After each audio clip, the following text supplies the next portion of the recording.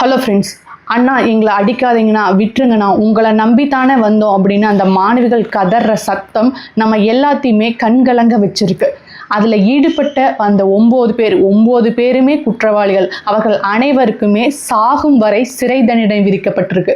இந்த 6 வருஷத்துக்கு முன்னாடி 2019 நடந்த இந்த பாலியல் வழக்கு இந்தியாவையே உலுக்கியது.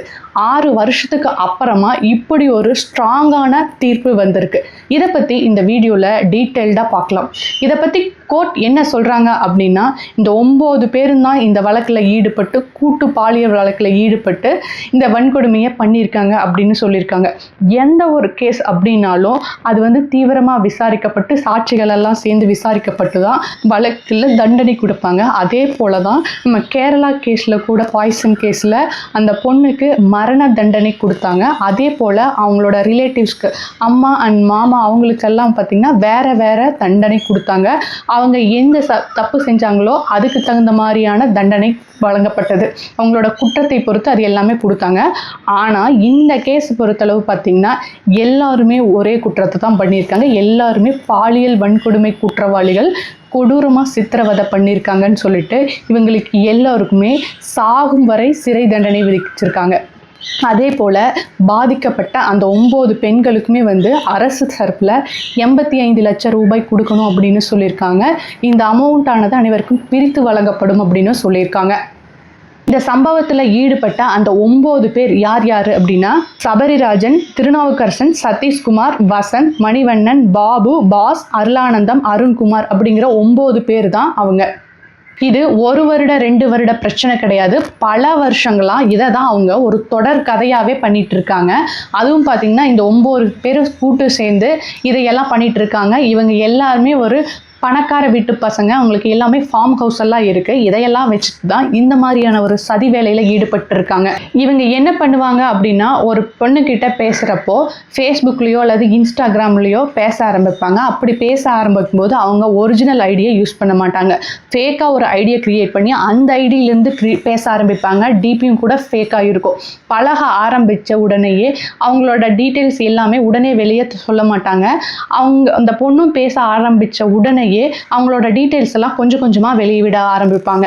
இதே போல மற்ற 8 பேருமே வேற ஐடியில் ஃபேஸ்புக்கில், இன்ஸ்டால, வாட்ஸ்அப்ல எல்லாம் பேச ஆரம்பிப்பாங்க. இவங்க பேசி பழகிய உடனே ஒரு இடத்துக்கு வர சொல்லி, அதாவது அவுட்டிங் போடலான்னு சொல்லிட்டு அவங்கள கூப்பிடுவாங்க. அவுட்டிங் போகலாம் அப்படின்னு சொல்லிட்டு அவங்களோட ஃபார்ம் ஹவுஸ்க்கு தான் கூட்டிகிட்டு போவாங்க. அவங்க ஃபார்ம் ஹவுஸ்க்கு போகும்போது 2 பேர் இருப்பாங்க. மற்ற 8 பேரும் வெளியே ஒளிஞ்சிருப்பாங்க. அவங்க என்ன பண்ணுறாங்க அப்படிங்கிறத வீடியோ எடுத்துகிட்டு இருப்பாங்க. இது முடிஞ்சதுக்கப்புறம் மீதம் இருக்கிற 8 பேரும் போய் என்னென்ன வேலைகள் பண்ண முடியுமோ அந்த வேலைகளெல்லாம் பண்ணி முடிச்சுட்டு அதுக்கப்புறமா அவங்கள எல்லாமே வீடியோ எடுத்த ரெக்கார்டுகள் எல்லாத்தையுமே வச்சுட்டு, இதை வெளியே சொன்னால் உன்னை இந்த டீட்டெயில்ஸ் எல்லாம், உன்னோட வீடியோ எல்லாம் வெளியே விட்டுருவோம், அசிங்கப்படுத்துருவேன்னு சொல்லிட்டு மிரட்டுவாங்க. அவர்களும் பயந்துட்டு இதை யாரும் வெளியே சொல்லலை இவ்வளோ நாளாக. இந்த ப்ராசஸ் பார்த்திங்கன்னா கண்டினியூஸாக பல வருடங்களாக பண்ணிகிட்டு இருக்காங்க. இதில் மேரேஜ் ஆன பொண்ணுகள் மற்றும் காலேஜ் போகிற பொண்ணுங்கன்னு சொல்லிட்டு ஒருத்தர் கூட விடாம இந்த ப்ராசஸையே தொடர்ந்து பண்ணிட்டே இருக்காங்க. இப்படி பண்ணும்போது பிசிக்கலா அபியூஸ் பண்றது மட்டும் இல்லாம அவங்க கிட்ட இருந்து பணம் கொண்டு வா, நகை கொண்டு வா அப்படின்னு சொல்லிட்டு அங்க இருக்கிற அவங்களோட உடைமைகள்னு சொல்லிட்டு அதையும் அபகரிச்சிருக்காங்க. இப்படியெல்லாம் நடந்தும் கூட இதை வெளியே சொல்கிறதுக்கு எல்லாமே பயந்துட்டாங்க. இதுக்கு ஒரு பெஸ்ட் எக்ஸாம்பிள் அப்படின்னு பார்த்தீங்கன்னா, இந்த கேஸ்லேயே நிறைய பெண்கள் பாதிக்கப்பட்டுறாங்க அப்படின்னு சொல்லிட்டு போலீஸ் தரப்புல இருந்து சொல்லப்படுது. ஆனாலும் அதில் ஒரு 8 பேர் மட்டும்தான் தைரியமாக முன் இந்த கேஸ் பற்றி பேசியிருக்காங்க. அவர்களுக்கு தான் இப்போ நீதி கிடைச்சிருக்கு. இப்படி இந்த வன்கொடுமைக்கு ஆளாக்கப்பட்ட பெண்கள் எல்லாம் ஒரு பாயிண்ட்ல என்ன பண்ண ஆரம்பிச்சிட்டாங்கன்னா, இதில் எனக்கு சுத்தமாக இல்லை, இன்ட்ரெஸ்ட் இல்லை அப்படின்னு சொல்லும் போதெல்லாம் அவங்கள பிளாக்மெயில் பண்ணி மறுபடியும் இந்த வேலைகளுக்கு யூஸ் பண்ணியிருக்காங்க. அதே போல் பார்த்தீங்கன்னா, மேரேஜ் ஆன பெண்கள் கிட்ட இருந்து உங்கள் வீட்டில் தான் நிறைய பணம் இருக்குல்ல, இவ்வளோ கொண்டு வா, இவ்வளோ காசு கொடுத்தா தான் வரணும் அப்படிங்கிற மாதிரியெல்லாம் நிறைய கண்டிஷன் போட்டும் சித்திரவதை பண்ணியிருக்காங்க. இது எப்போ வரைக்கும் தொடர்கதையாக நடந்துட்டு இருந்திருக்கு அப்படின்னு பார்த்தீங்கன்னா 2019 ஒரு பொண்ணு இதே மாதிரி பண்ணியிருக்காங்க. அப்போ அந்த பொண்ணு என்ன பண்ணுறதுனே தெரியாமல் ஒரு கட்டத்துக்கு மேலே அவங்களோட வீட்டில் இருக்கிற அண்ணன்கிட்ட சொல்லியிருக்காங்க. அவங்களும் அவங்க ஃபேமிலியில் இருக்கிறவங்க கிட்டலாம் இதை பற்றி பேசியிருக்காங்க. பேசின உடனே அவங்க போய் போலீஸ் ஸ்டேஷனில் கம்ப்ளைண்ட் பண்ணியிருக்காங்க. ஸோ இதுக்கும் பார்த்தீங்கன்னா போலீஸ்கிட்ட போவியான்னு சொல்லி சண்டை போட்டிருக்காங்க. போலீஸ்கிட்ட போவியான்னு சொல்லிட்டு அவங்க அடிச்சிருக்காங்க. அதற்கான கேஸும் இருக்குது. உங்களுக்கு எல்லா பணபலம் பொலிட்டிக்கல் இன்ஃப்ளூயன்ஸ் இருந்தாலும் இவங்களோட முழு நேர வேலையை என்னங்க அப்படின்னு பார்த்தீங்கன்னா பொண்ணுங்களை ஏமாற்றி ஃபிசிக்கலாக அப்யூஸ் பண்ணுறது மட்டும் இல்லாமல் அவங்கள்ட்ட இருக்கிற பணம் நகைன்னு சொல்லிட்டு எல்லாத்தையுமே பிடுங்கி பிளாக்மெயில் பண்ணி இந்த ப்ராசஸை ரிப்பீட்டாக பண்ணுறது தான். ஸோ ஒரு கட்டத்தில் தான் இது வெளியே தெரிய வந்திருக்கு. வெளியே வந்த பிறகு தான் இதுக்கான விசாரணைகள் நடைபெற்று கொண்டிருக்குது.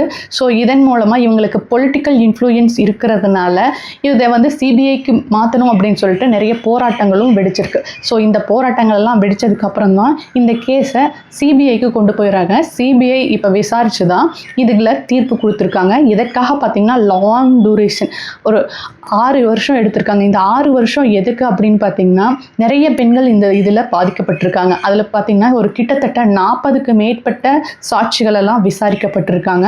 இதில் 8 பெண்களையும் விசாரிச்சிருக்காங்க, 9 குற்றவாளிகளையும் விசாரிச்சிருக்காங்க. இவங்களையெல்லாம் தனித்தனியாக விசாரித்து உண்மை என்ன அப்படின்னு கண்டறியறதுக்கு இவ்வளோ டைம் ஆகும். ஏன்னு பார்த்தீங்கன்னா ஒரு குற்றமற்றவர் கூட இதில் பாதிக்கப்படக்கூடாது அப்படிங்கிறதா நீதிமன்றத்தோட முக்கியமான ஒரு நிபந்தனை. ஒருவேளை இந்த குற்றத்தில் ஈடுபடாத ஒருத்தர் இதுக்கு தண்டனைக்கு உள்ளாயிட்டார் அப்படின்னா அவங்க சாகும் வரை நீதிமன்றத்திலேயே இருக்கணும். ஸோ இதையெல்லாம் மனதில் வச்சு தான் அவங்க நிதானமாக இதை விசாரித்து சரியான தீர்ப்பை வழங்கியிருக்காங்க.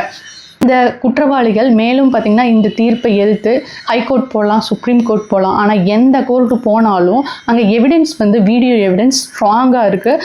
அதனால் எங்கே போனாலும் தப்பிக்கவே முடியாத அளவுக்கு அவங்களுக்கு எதிரான சாட்சிகள் இருக்கிறதுனால கண்டிப்பாக அவங்களுக்கு எங்கே போனாலும் தண்டனை உறுதி அப்படிங்கிறதுல சந்தேகமே இல்லை. ஸோ இந்த பொள்ளாச்சி பாலியல் வழக்குக்கான நீதி 6 வருடங்கள் கழித்து வந்தாலும் சரியான தண்டனை இந்த குற்றவாளிகளுக்கு கிடைத்திருக்கிறது. ஸோ இதை பற்றி நீங்கள் என்ன நினைக்கிறீங்க அப்படிங்கிறத கமெண்ட்ஸில் லீவ் பண்ணுங்கள்.